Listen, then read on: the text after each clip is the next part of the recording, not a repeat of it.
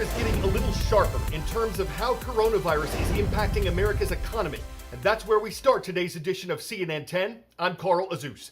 Since the summer of 2009, when the Great Recession came to an end, the United States gross domestic product had grown in every quarter, every 3-month period of the financial calendar.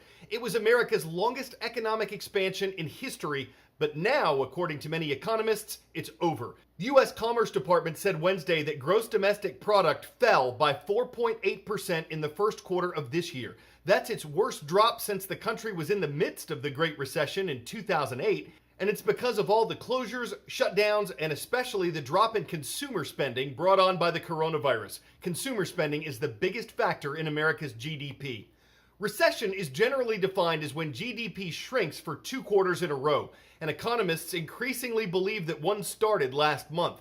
There's more data on the way. The U.S. government's monthly jobs report is set to come out tomorrow. It'll give estimates on the number of jobs lost and the unemployment rate, the percentage of American workers who don't have a job.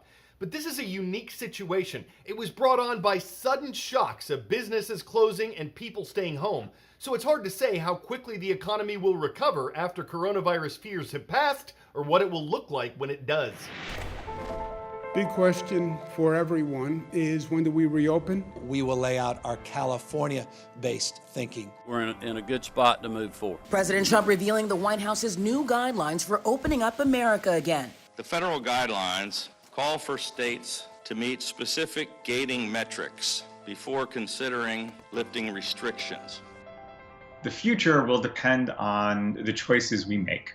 What we do in terms of testing, what we do in terms of monitoring. These gating criteria are intended to indicate that we're on the downward trajectory. We're on the other side of those curves that we've all become so familiar with.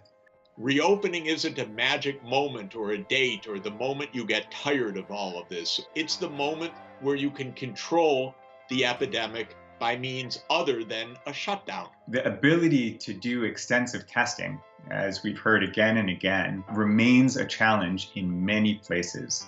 When we reopen, we can't do it with a zero level of risk. The question is, how much risk can you tolerate?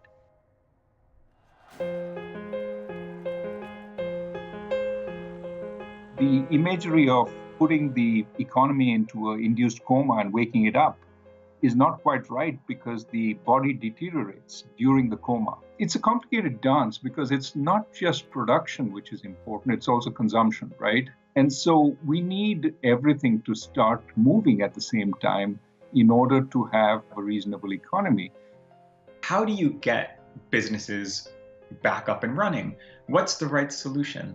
Trying to maintain social distancing within a workplace, having people wear masks within a workplace, including as well regular testing. On the manufacturing side, where you can have a certain amount of distancing at work and transport can pick up once again, not crowded airplanes. Of course, we will eventually go through the spectrum of industries and services that can be opened with some distancing to industries where you need much more close contact. This is going to be a very difficult labor market for a lot of people. When we are able to reopen more of the economy, many of those people will be able to return to work, but others not. So the legacy will be high unemployment for some time. It's not going to be an immediate bounce back. Going out to restaurants, cafes, other social gathering locations, I suspect what we'll see is fewer tables at greater distance from one another. Just like what we've seen in grocery stores now, where they've been asked to reduce the number of people in a grocery store at any one time to some fraction of their total capacity.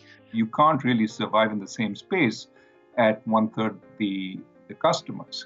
Beyond the 2 months or 3 months, if we need to think about how we provide support going forward, it may make sense at that point to say, well, they either have to change, provide delivery services, or to be viable with appropriate amounts of distancing, or, they close down now and open up maybe a year later when we have the vaccine and they become viable once again. 10-second trivia. Bioluminescence, when living organisms produce light, is a form of what? Phosphorescence, chemiluminescence, fluorescence, or crystalloluminescence? Bioluminescence is a form of chemiluminescence, a chemical reaction.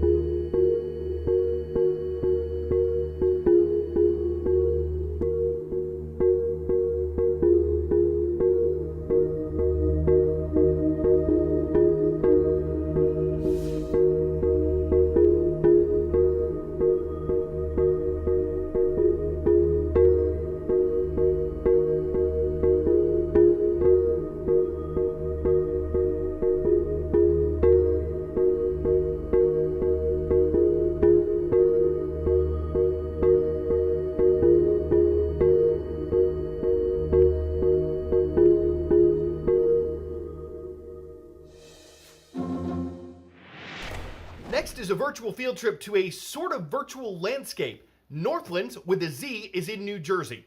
When it's open, it's a place where you'll find hundreds of tunnels through hundreds of mountains where 100+ trains pass through, and it's all under one roof. Ralph Waldo Emerson once quoted that nothing great can ever be achieved without enthusiasm. I have a lot of enthusiasm.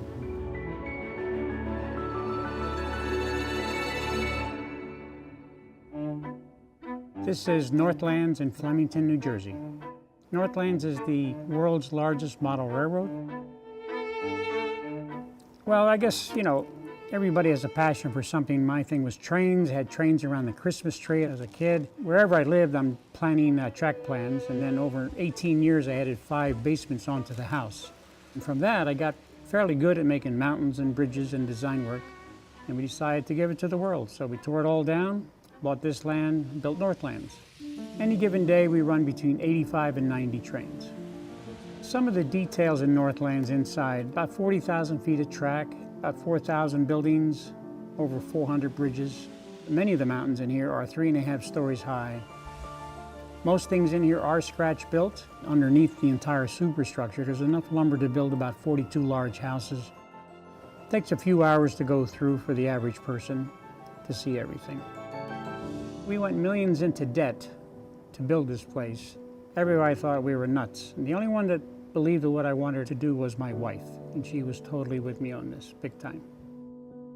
It's an artistic endeavor. It's a gift to the world of what I can do, and it makes a lot of people happy.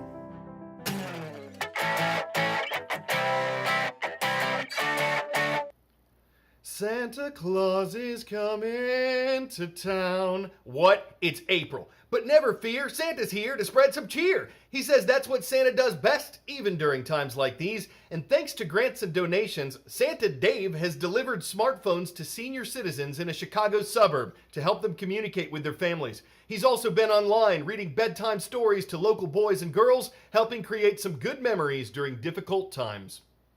You could look at it and say it's a media blitz, and maybe there's some jealousy from Donder and Blitzen, but they're stuck outside where they have to rough it. They can't Zoom or Skype. All they can do is hoof it. So it's up to the big man and his big presents. You said presents? I said presents. Just seeing him's of the essence of holiday magic for seniors, kids, and teens, delivering smiles despite COVID-19.